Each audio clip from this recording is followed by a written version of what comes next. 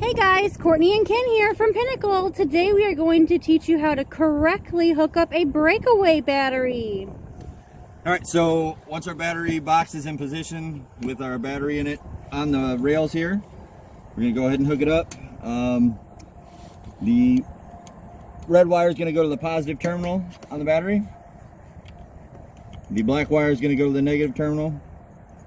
It's important to hook this up before you plug your 7-way plug into your truck.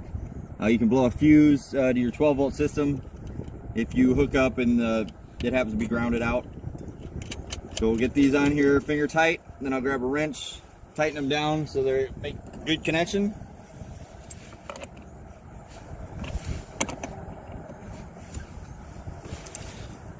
And we will put our lid on. The lids generally have a place where the wires come out, so the lid can sit on there good and tight and the wires still come through all right.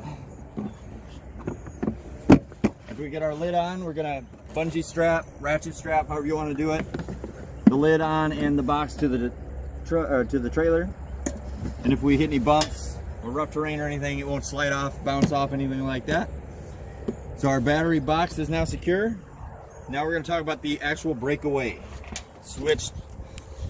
Most of the new trailers come with this nice clip that we will actually clip to the truck, not to the chains. Goes on there right like that.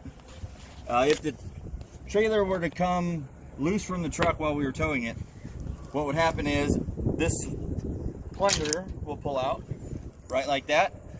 That will use the power from the battery to lock the brakes on the trailer, keep it from going out of control, crashing into anybody else, causing any harm or damage. Okay guys, well there you have it. We have securely put the battery on the trailer and hooked up the breakaway.